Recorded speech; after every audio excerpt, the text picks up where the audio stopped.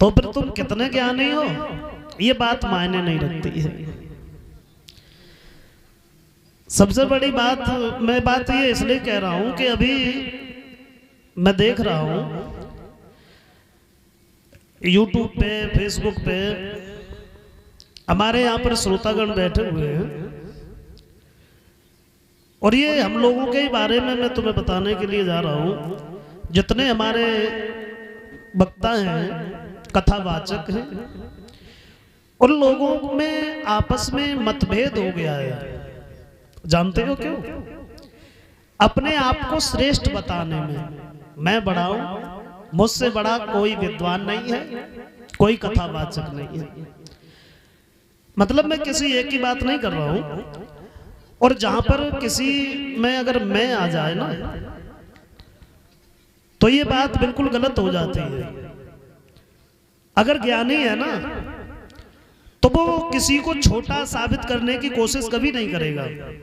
बड़ा वो है जो दूसरे को छोटा महसूस न होने दे, वो बड़ा है। जिस प्राणी में अगर मैं आ गई, मैं कहते हैं कि जो मैं होती है वो बदल जाती है, बकरी मैं करती है, बाद में वो भी भाषा बदलती है। तो क्या ये कहने तक ही सीमित है? और हम दूसरी बात ये कहेंगे, हम कहते हैं कि अगर कोई बुरा है, आपके बारे में कुछ गलत भी बोल रहा है, तो कहते हैं कि बुरे के साथ में बुरा नहीं बना जाता है। तो क्या ये केवल कहने तक ही सीमित है?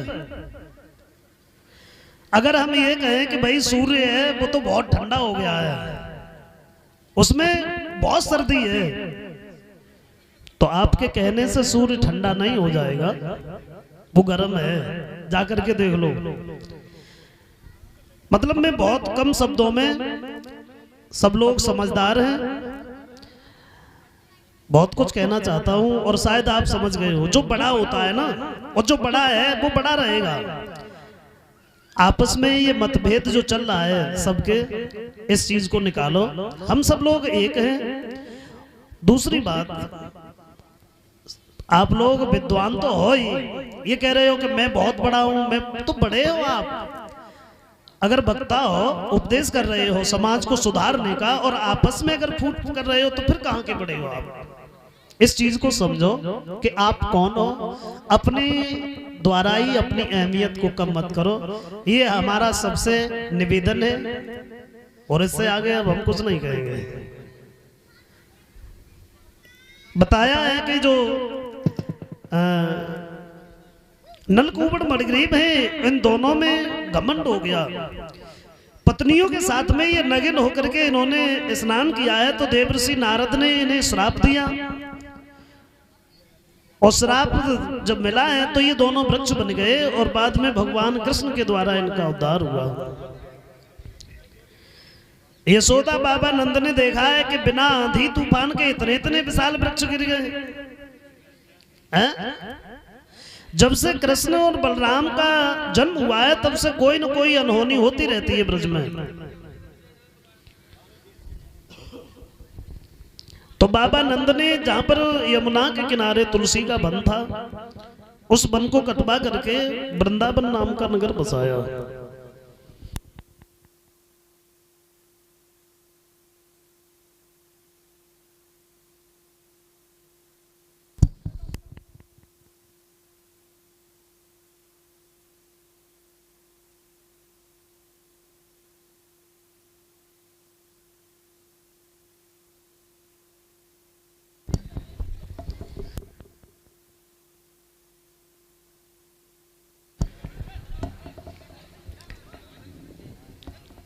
कंस जो था, ये मथुरा में बड़ा परेशान है, और उसी जगह देवर्षि नारद आए हैं। तो जवाब दिया है महात्मा नारद, देख रहे हैं, जवाब दिया कंस, क्या बात है भाई, ये दिन प्रतिदिन ये चेहरा मलिन काय को होता हुआ जा रहा है। पहले जब भी कभी आते थे तो चेहरा फूलों की तरह खिला हुआ रहता था, लेकिन अब ये क्या है? तो जवाब दिया है बाबा नारद, अब हम क्या बताएं, हमें जो बीमारी है, जो परेशानी है, हम उसका जितना इलाज करा रहे हैं, वो दिन प्रतिदिन उतनी बढ़ती जा रही है। क्या? हाँ, क्या बीमारी है तुम्हें? सवाल किया है, जवाब दिया भोजराज कंस।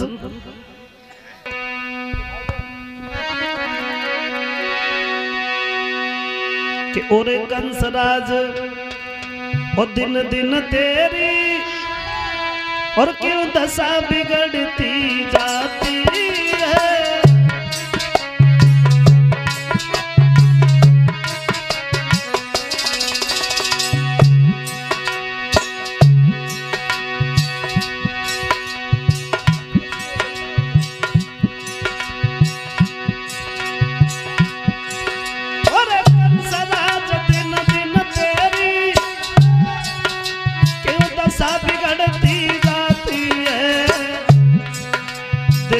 बसंत के खिलने में पर कली सिकुड़ती जाती है।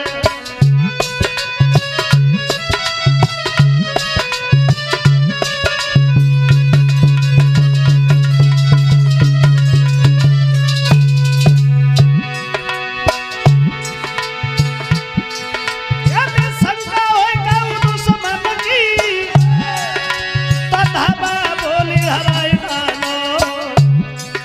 यदि अंदर से कोई रोग भाव का वेद सदबा कराई डालो।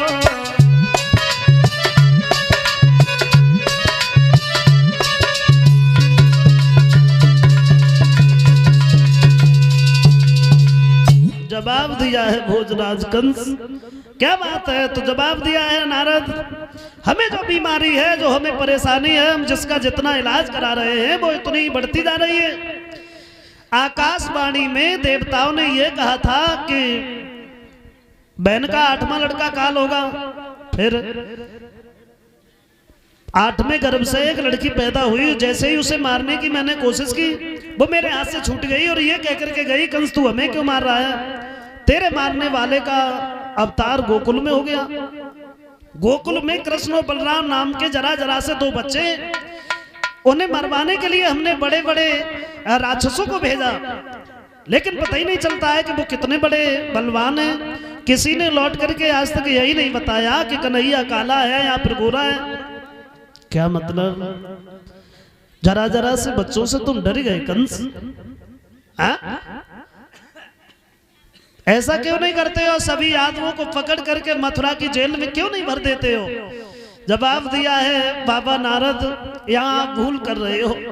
यादवों को बेवजह छेड़ना मौत को दावत देने के समान होता है, क्योंकि यादवों की पहचान अलग है।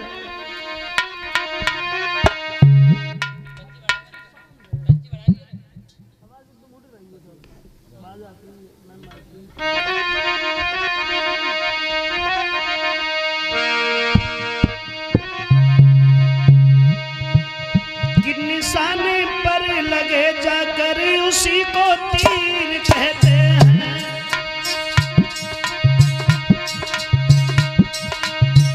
निशाने पर लगे जाकर उसी को तीर कहते हैं।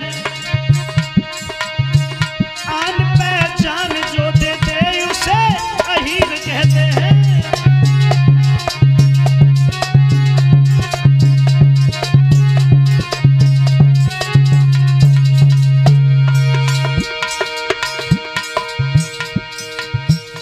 जवाब दिया है यादवों की ये पहचान है।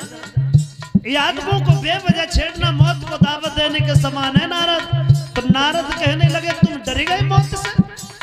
प्रेम में और जंग में देखा नहीं जाता है। एक बात कहें,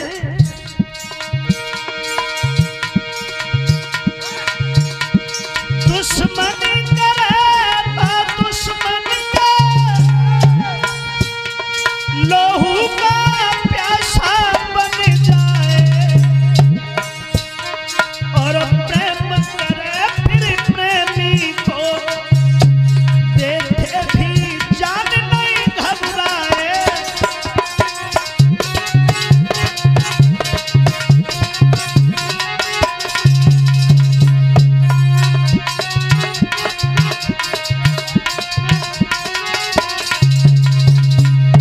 ये एक मर्द की पहचान है।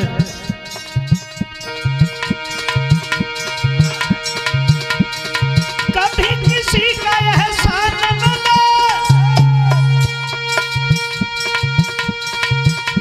सुधरे जाए काम बिगड़ जाए, आए ना खप गर्दन भी कभी जाए, धड़के शीशे उतर जाए।